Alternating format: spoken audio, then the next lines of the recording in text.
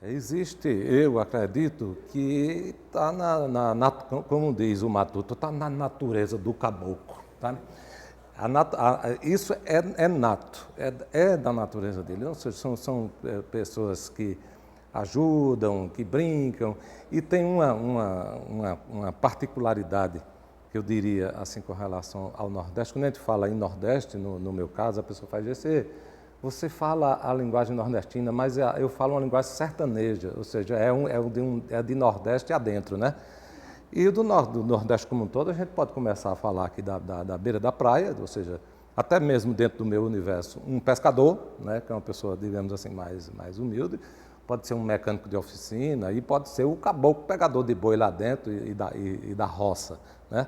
Mas em todo ele, em qualquer que seja o grupo, existe esse lado fraterno, de acolhedor. Isso é da natureza do nordestino. Uma outra coisa que é talvez assim uma extensão disso é que o seguinte: aqui no Nordeste há mais densidade nos traços culturais, diferentemente das outras regiões que sofreram muitas influências externas. A partir já de Minas Gerais para baixo tem muita influência de várias línguas e de várias culturas e tudo mais. E aqui no Nordeste a coisa é mais restrita e outra, e é mais verdadeira, eu digo assim. Está entendendo?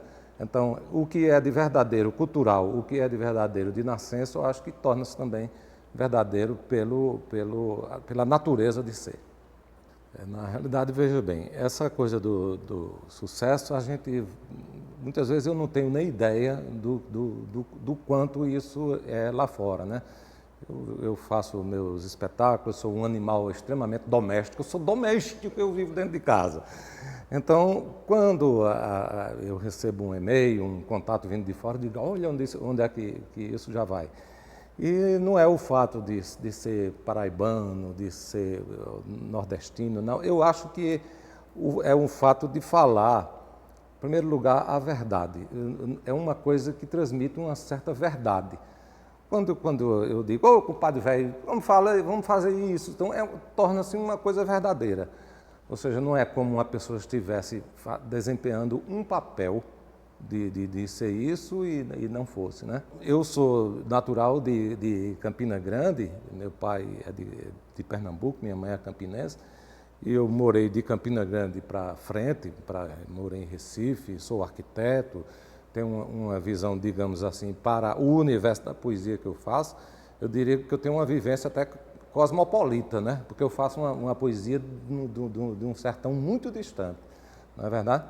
Mas eu procuro me envolver emocionalmente com a simplicidade dessas pessoas para transmitir o que essas pessoas falam.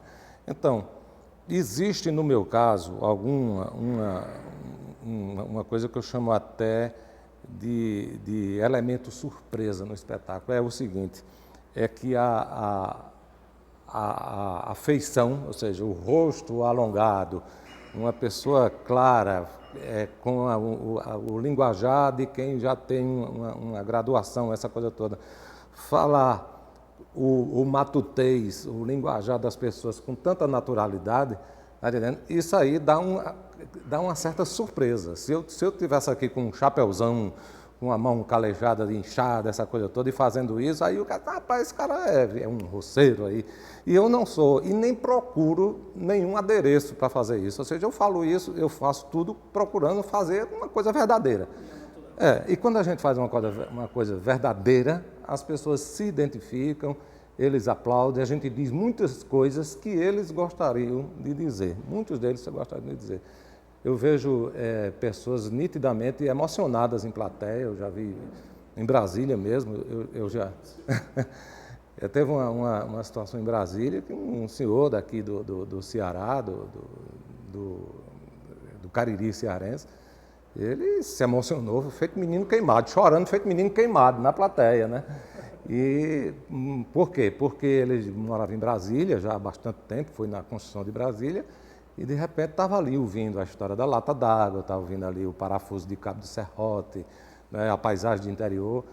Então, essas coisas emocionam muitas pessoas e isso nos dá um engrandecimento na interpretação, digamos assim, né? A Paraíba, eu não diria nem assim que o sotaque paraibano ele é diferente de outras regiões. Eu digo assim que o sotaque do recifense, as pessoas que são daqui do Recife, eles têm três, né?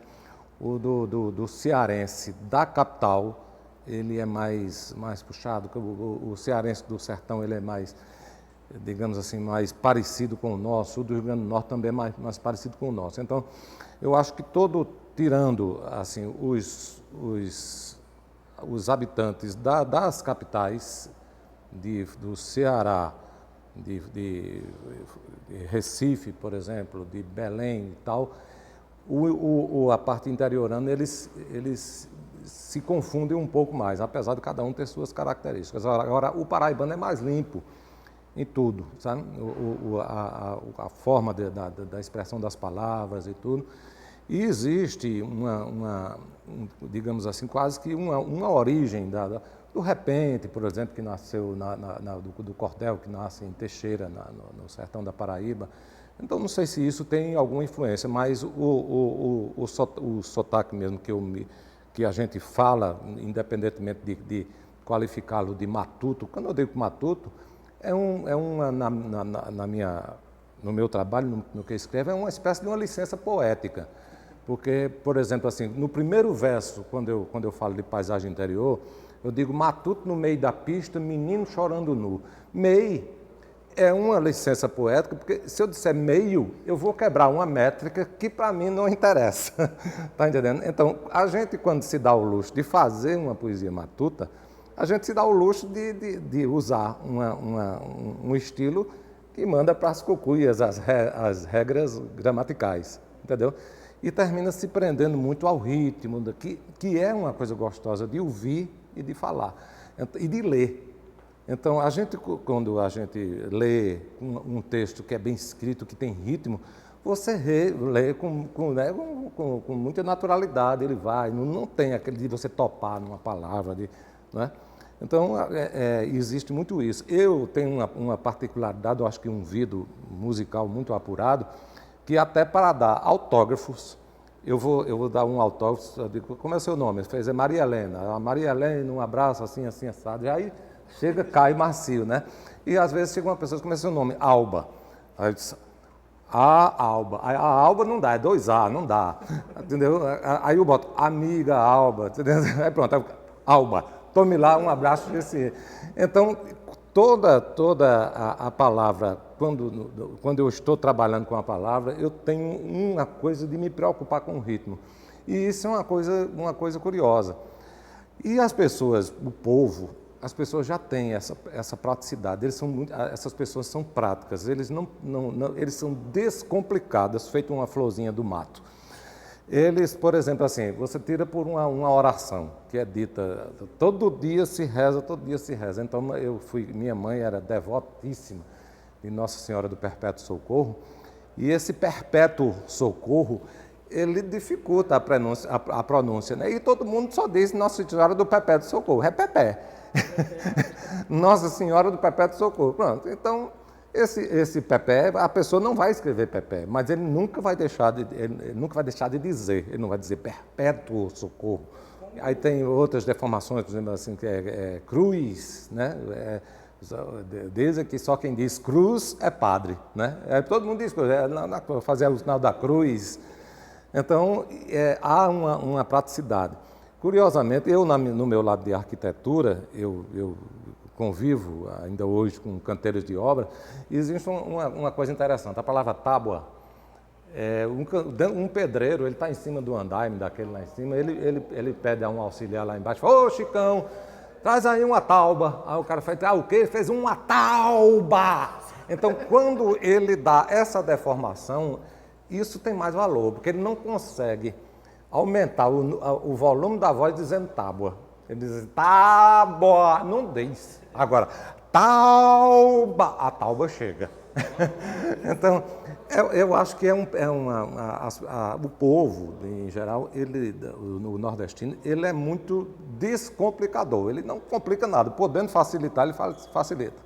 Eu tenho orgulho, sempre procurei valorizar. E na minha poesia, eu além de ir em busca de determinadas expressões, para arranjar um jeito de usá-las, eu não perco essa oportunidade. Tenho dicionários, tenho livros de folcloristas, tenho de adágios populares, e tenho os adágios populares mesmo, que já existe por todo canto, de frases de carroceria de caminhão. Eu tenho uma percepção muito grande pelas coisas escritas. E tem uma outra parte que isso aí é uma coisa minha. O lado disperso do artista, porque eu sou arquiteto de profissão e tenho o lado artístico, dom artístico mesmo, né? A musicalidade, essa coisa, então tem uma coisa de uma displicência. Então, muitas vezes, eu me pego lendo uma palavra, até mesmo que eu escrevo ou que está escrita, eu leio ela errada, ou seja, assim, displicentemente eu atrapalho a leitura. E já apareceu assim, por exemplo, uma vez eu escrevi canal de som, era canal de som para um instrumento nosso, né? Aí botei ali canal de som para violino, não sei o que, papai. Quando foi depois eu peguei o mesmo papel e li carne de sol. Eu disse carne de sol para violino, eu disse carne de sol para violino, que danada.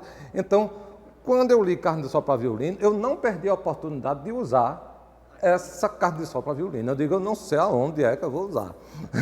Está entendendo? Porque aí já é uma faísca poética, ou seja, é uma coisa meio surrealista, né? Então, eu brinco com a realidade nordestina, com a palavra em si, brinco com as miudezas, porque isso é uma coisa natural do matuto.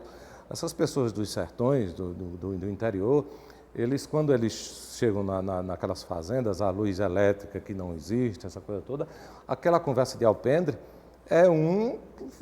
rir da cara do outro, ou como a gente diz, mangar, né? É um mangando da cara do outro.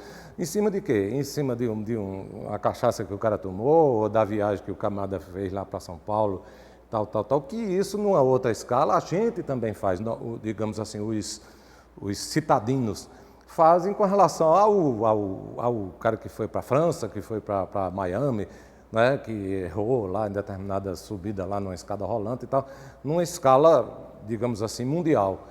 E as pessoas interioranas, eles brincam isso numa escala local e com muita frequência, ou seja, a diversão dele é tratar com bom humor das suas próprias miudezas, inclusive de sofrimento, ou seja, uma perda, uma coisa qualquer, está entendendo? Ele tem uma brincadeirazinha para dizer, até mesmo uma situação de sofrimento. Tem até uma história de um matuto que perdeu o jipe. O matuto tinha duas coisas que queria na vida, era comprar a fazenda do vizinho e para isso ele poupava o dinheiro, né? E tinha um jipe 66, que é o jipe da adoração dele. Tudo desse jipe era tudo novo, né? E essa poupança que ele tinha, um dia ele resolveu ir tirar a poupança para comprar o sítio do vizinho. E na volta que ele vinha com esse dinheiro, um assaltante foi e pegou o dinheiro e o jipe, né? E ele estava com a filha, que era a mulher dele, uma mulher graúda, dessa mulher bem grandona. A mulher disse, não, eu não vou não, José, vá mais Zefinha, porque Zefinha, ela ajuda você no banco. E Zefinha era grandona também, até mesmo porque era filha. Então, na hora que pegaram o dinheiro do matuto, pegaram o jipe, essa coisa toda, aí o matuto botou a mão na cabeça e disse, meu Deus do céu, uma vida de luto, uma vida de trabalho, levaram tudo que eu tinha na minha vida, o meu jipe de estimação, o dinheiro, Zefinha, o dinheiro que eu guardei a vida toda para comprar o sítio do vizinho. Acabou-se minha vida. E a filha, pai, calma, não, Zefinha, calma, pai, calma, o dinheiro eu salvei. Ele disse, salvou não, Zefinho, os homens não levaram o dinheiro. Não, o dinheiro não, levaram o jipe. Ele fez o dinheiro, está aqui escondido dentro da saia. Aí ela abriu a saia assim e tirou aquele maço de dinheiro. Aí o matuto bateu na cabeça, mas Zefinha, que natureza essa tua, Zefinha? Menina, que natureza essa tua de ter escondido esse dinheiro dentro da saia. Aí parou assim, aí disse, tá, se a Abigail tivesse vindo, a gente tinha salvado o jipe.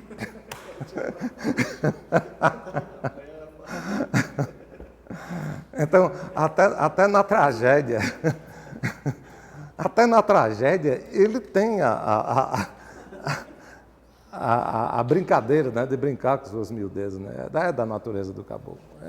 Eu tenho andado no Brasil todo, fazendo espetáculos e tudo mais, inclusive já com algum reconhecimento, até mesmo com grande reconhecimento. E eu diria assim, que na minha área, pelo fato do meu trabalho ter uma versão livresca, essa parte editorial, o que está em livro, há uma certa, digamos assim, eu não digo que seja rejeição, sabe? É mais um senão, né? É um senão, porque chega ali um escritor, e eu não tenho essa coisa da apoteose de escritor, é uma coisa que está ali até, né? Agora, o meu trabalho escrito, ele se segura muito no lado declamatório.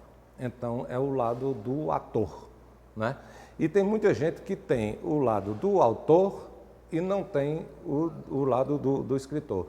Tem muitos poetas, grandes poetas que eu conheço, e não são poucos, que fazem uma poesia grandiosa, essa coisa toda, e se eles forem recitar, eles vão botar a mão no bolso e vão engolir, vão quebrar um pouco o tempo da resta, essa coisa toda, que termina prejudicando a beleza que o poema tem em si, a composição do poema. Então, no meu caso, eu faço a poesia, quando eu falo muito sozinho dentro de casa, repito várias vezes, que é uma forma de ir vendo as palavras, um choque de uma com a outra, em busca de quê? Em busca do que eu falei agora anteriormente, ritmo. Ou seja, essa coisa do ritmo, ela é tão impregnada na minha poesia que enquanto se houver um choque de duas vogais, eu vou arranjar outra palavra e tal, eu vou buscar. Então eu procuro exercitar isso. Então depois tem uma memória, uma memória modéstia à parte, mas então eu tenho a facilidade de guardar muitas coisas de memória, tenho a facilidade de interpretar em si. Então, isso é aquele fator surpresa que eu falei lá no início. Existe um elemento surpresa que mesmo tendo assim algum preconceito ou algum senão com relação a ser nordestino fazendo o quê? Fazendo uma poesia matuta. Fazendo o quê? Falando de coisa de interior, do mato, essa coisa. Entendeu? E muitas vezes em locais solenes, né? Em saletas e salões, né? Solenes, com desembargadores, com escritores, com tudo mais, juízes. Então são pessoas assim muito formais para determinados assuntos, e daqui a pouco a gente está com esse pessoal, né? Muito próximo desse pessoal. Então eu diria que antes e depois de qualquer espetáculo meu, há uma diferença muito grande. Eu entro com um senão e saio em formato de compadre. Eu passo a ser compadre de todo mundo. E eu queria até falar a respeito de uma coisa muito curiosa que aconteceu na Livraria Cultura em Recife, na Livraria Cultura de lá do Passa Alfândega. E era um casal, e a mulher se aproximava, depois vinha uma pessoa só, ficava só, depois vinham três mocinhos assim, de 17, 18, de geração shopping center, dessa geração Big Brother. Aí elas ficaram assim na minha frente, as três. Meu nome é Silvana, eu sou matuta de Caruaru. Aí eu disse, tudo bem, Silvana, matuta de Caruaru, um abraço. Aí chegou a outra, aí disse, meu nome é tal, eu sou matuta de São José do Egito. Eu disse, fulana, matuta de São José do Egito e tal. Aí elas duas fizeram uma brincadeira com a outra. Elas duas disseram assim, essa aqui não é matuta não. Aí a terceira disse, mas painho é matuto, painho é matuta. Então isso aí para mim foi um elogio muito grande, porque eu estou dentro de um espaço livresco, talvez um dos mais solenes do Brasil, que é a Livraria Cultura daquele porte, dentro de um shopping, que é o shopping, o Passa Alfândega, que é uma coisa assim bem sofisticada, com jovens de geração nova, essa coisa toda, que podiam estar em busca de qualquer outra coisa, e elas estavam ali, 3 dessas jovens, reivindicando a sua matutice. Né? Isso na saída de um recital. Então, isso como diz o Matuto, isso é a almofada de pena de sobecu de pavão. Uma das coisas que eu tenho observado de uns tempos para cá, com a força, digamos assim, de alavanca que Pernambuco, principalmente Pernambuco, eu faço questão até de frisar isso, porque Pernambuco, através do próprio Ariano Suassuna, do movimento armorial para cá, e ele, com a intelectualidade dele, com o lado professoral dele, ele trouxe esse orgulho para nós, ou seja, já existia entre nós ainda meio aquela coisa do colonizador, ou seja, aquelas pessoas que vinham do interior e se orgulhavam de chegar aqui e dizer: faz 4 anos que eu estou em São Paulo, mas nunca dizia que nasceu em Cabrobó. Na verdade, ele chegava fazendo questão de dizer o inverso, né? Então, isso foi uma deformação que começou a surgir a partir de construção de Brasília, a capital federal era Rio de Janeiro, muita seca e pobreza na região Nordeste. Então, essas pessoas foram para lá, construíram-se vidas, famílias e tudo por lá. Então, quando vinham contando histórias do Rio de Janeiro, essa coisa toda, e outros que até que não se davam bem, tão bem assim, mas chegavam aqui como verdadeiros astros de cinema. Por quê? Porque estavam em São Paulo. Né? E isso ainda hoje acontece. Mas a gente não pode deixar de lembrar que existe aqui no Nordeste uma matriz cultural. Ou seja, o Nordeste seria a matriz cultural do Brasil. Eu digo isso já na linha do próprio Ariano. Porque nós não temos não sofremos influência de ninguém. A cultura nordestina, ela é nordestina. Né? Então, tanto que os músicos, os escritores, os cineastas, os instrumentistas, essas pessoas todas que surgem daqui do Nordeste, ele tem uma linguagem própria. Né? Se você for ver e eu só vim perceber isso assim, que dá o devido reconhecimento a uma pessoa, porque vem uma pessoa um pouco de um trâmite maior, que valorizou como a Tropicália e chegou a dizer: Jacques do Pandeiro é o homem, não é não? Esse é o homem, esse cara é o homem. Então, aí Jacques do Pandeiro fala: agora Jacques do Pandeiro está aqui do Lagoa Grande, aqui na Paraíba, né? Um camarada que todas as músicas deles fala do dia a dia, né? Eu fui para Limoeiro e gostei do forró de lá, é muita briga, né? O forró de Zé Lagoa, mas se você não viu, vai ver que coisa boa. Em Campina Grande, no forró de Zé Lagoa, às 8 horas, é do beco sanfoneiro, acende o candinheiro, dá as da Juvenar. Seu Zé Pelado, cantador, canta primeiro, aí começa a brincadeira, com respeito, com morar. Tem mulher boa da rodagem, Zé Pinheiro, vem os cabas do ligeiro, tudo armado de punhar, armado de punhar. No reservado se bebe boa cachaça, mariquinha, dá de graça, não tira gosto de se.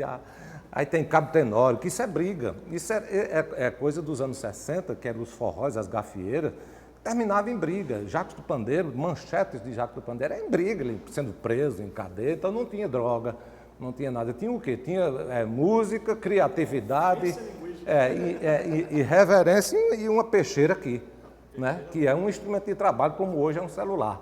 Né? Então, até as mortes que aconteciam nesse período eram mortes que, digamos assim, do ponto de vista literário, eram mortes que tinham romance. Não é uma morte que a pessoa mata por conta de ponto de droga, não é? Ou mata por um tênis. Então, tem uma história por trás das mortes. Então, essa natureza nordestina, ela tem uma grandiosidade muito grande por trás de tudo que acontece. Então, o cantador de coco, o Bumba Meu Boi, aí se você vê o sanfoneiro, o triangueiro, esse pessoal que tem um ouvido de lascar. Então, isso tudo está ligado a uma cultura genuinamente nordestina.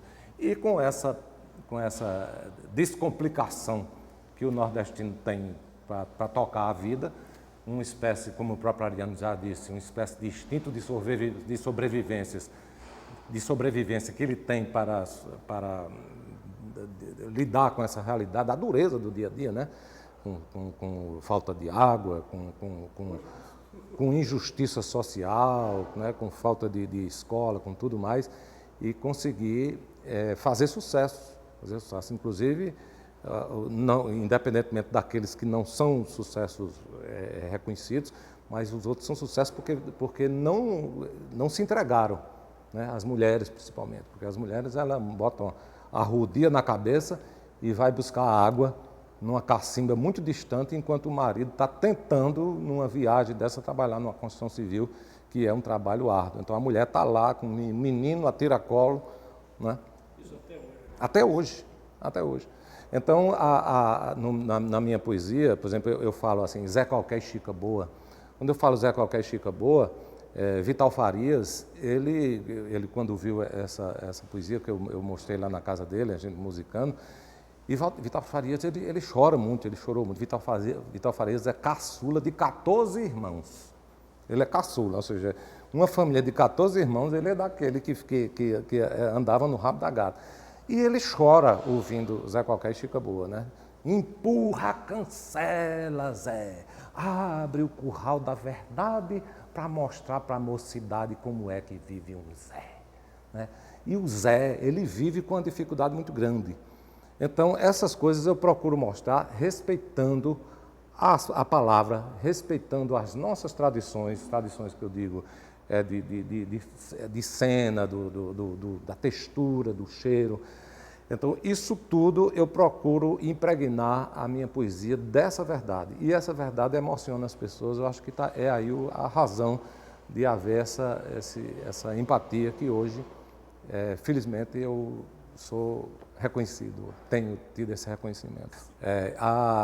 No caso da Paraíba, eu tenho até um verso que eu digo que eu na Paraíba, eu me debruçaria na Paraíba como se fosse um gigante mesmo, um gigante.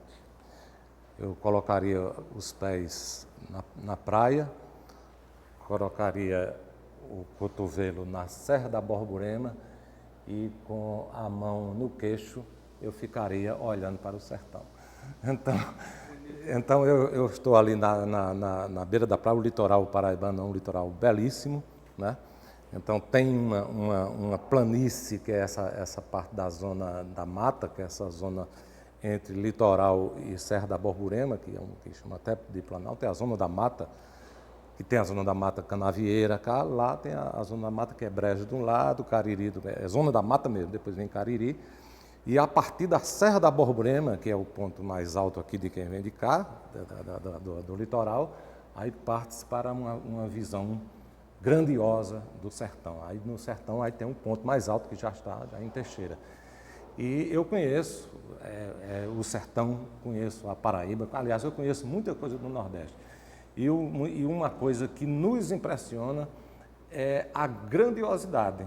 Ou seja, a gente, quando a gente está em território sertanejo, no silêncio sertanejo, não existe cerca. As cercas são pouquíssimas as cercas, então você chega naquilo ali, aquele mundo, né? Então, em determinadas situações, como o Vale do Piancó, que é um vale com umas montanhas longe, que você vê aquele desenho muito distante. Aí você, quando sai do sertão da Paraíba, você passa para o Cariri do Ceará, que é o Araripe. O Araripe tem uma diferença muito grande do lado pernambucano, que é uma divisa, a Serra do Araripe, que é uma divisa entre Ceará e Pernambuco. Do lado de Pernambuco, quando vai para Axu, exatamente para Bodocó, aquela região, é uma região de caatinga. E do lado caririzeiro do Ceará é um vale, é como se fosse um paraíso, né? Exatamente o território de Barbalha, de Campos Sales, de Crato, né? Aquela ali, tudo é uma área do Cariri de cearense, exatamente o território do Paticício. Então, isso é de uma grandiosidade muito grande. Então, até há quem diga, Mauro Mota, ele faz até referência a isso. Ele diz que uma pessoa que chega num local daquele que não se encanta, ele não se encanta com nada por natureza, com nada na natureza. Porque há um encantamento muito grande. Uma coisa gigante, uma dimensão muito grande.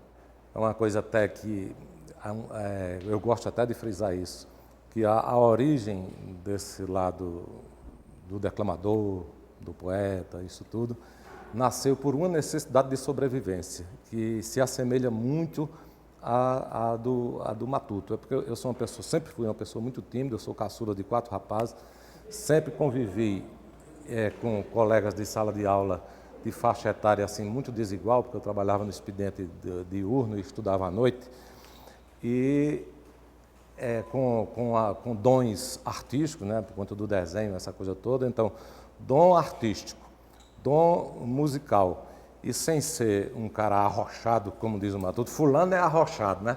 Então, por não ser um cara arrochado, eu era sempre alvo de uma galhofa, que hoje chamam bullying, né? Na linguagem moderna, né? Mas no tempo da gente não era bullying, não, era dedado mesmo, sabe? Não tem para onde correr, não. Então, para me impor em território hostil de sala de aula, eu me dava o luxo de pegar as safadezas que chegavam nos bilhetinhos, que hoje chega na internet. Na época era um bilhetinho de caderno só com safadeza ali, e geralmente rimado, porque as pessoas memorizam muito aquilo que é rimado, né? Chegam os aplicativos. Hoje chegam os aplicativos, né? Então eu fazia isso em sala de aula com muita graça. Então eu tinha pequenas plateias em sala de aula, e essas pequenas plateias eram arregimentadas pelos os arrochados. Os arrochados faziam, silêncio aí, que o GC vai contar uma história. Então eu encontrei nesse viés uma trilha para caminhar com sucesso. Então, da minha timidez, eu me fiz artista, ou seja, um artista que está ali se apresentando ali para os arrochados. Depois os arrochados aplaudiram o meu lado declamatório, e daí as plateias foram aumentando, e hoje eu já faço um recital para numeroso, né? Para uma plateia numerosa. Dizer que ando praticamente na contramão. Eu trabalho com poesia matuta, com narrativas e numa linguagem com supostos erros, e defendendo essa linguagem e defendendo a natureza do homem simples, das pessoas mais sofridas. Então eu estou numa contramão terrível, mas nessa contramão eu tenho tido um reconhecimento muito grande, e isso me engrandece, é o que me dá energia para eu continuar fazendo. Quando eu olho para uma coisa, eu digo, isso dá para fazer uma versão matuta. Eu tenho muito respeito aos outros, que eu chamo os meus mestres, né? Que são mestres mesmo, inclusive os repentistas, os Zé de Cazuzas da vida, os repentistas mesmo. Os repentistas eles dão os saltos mortais da inteligência, faz aquilo tudo em 30 segundos, né? E eu escrevo numa bancada, eu escrevo, reescrevo depois e tal, e eles fazem na hora, apesar de haver, inclusive, metodologia de se fazer, mas fazem, não é isso? E existem outras pessoas, que são as pessoas que vivem no extremo da dificuldade, no cabo da enxada, e às vezes só com a memória auditiva, às vezes sem saber escrever direito, eles fazem coisas grandiosas. Esses são os professores, esses são os meus professores, são meus mestres. Então, no meu caso, quando eu fiz assim, vou-me embora para o passado, eu fui no Vou-me embora para a Bazárgada de Manuel Bandeira. Então aquilo emociona gente de cidade, gente do interior, essa coisa toda, porque eles se identificam com todos os objetos, com as propagandas, com os textos e tal. Aí depois eu pego Águas de Março, de Tom Jobim, é pau, é pedra, é o fim do caminho, e fiz Secas de Março. É pau, é pedra, é o fim do caminho, é um metro, é uma légua, é um pobre burrinho, É um caco de vida, é a vida, é o sol, é a dor, é a morte, junto com o arrebol, é galho de jurema, é um pé de poeira, caijá, bambeia, é do boi a caveira, é pé de macambira invadindo a cocheira, é vaqueiro morrendo, é a reza brejeira, é um cisco, é vaqueiro, é a reza brejeira, o farelo é um cisco, é um resto de feira, é a fome na porta, é um queira ou não queira, é a seca de março, é a fuga estradeira, é um pé, é um chão, é a reza assadeira, é um menino na mão e mais 10 na traseira, é um Deus lá no céu, Padre Cisto no chão, é menino rezando dentro de um caminhão, é um choro distante partindo o caminho, no sul a esperança é um novo caminho, é o pai fatigado, é a mãe a lutar, é a cacimba distante, é a lata a pingar, é um caco de vida, é um mandacaru, é o mau cheiro chegando, é o voo do urubu, é um remendo na perna, é um corpo na rede, é um anjinho morrendo, é a sede, é o canto agorento daquela cauã, é o voo das asa branca no sol da manhã, é a seca de março, torrando o sertão, é a promessa de vida da outra eleição, é pau, é pedra, é o fim do caminho.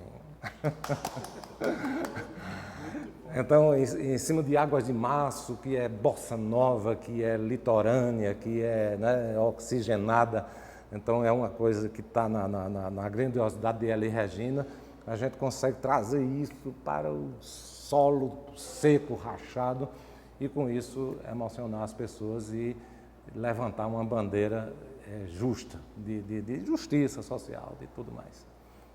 Muito obrigado.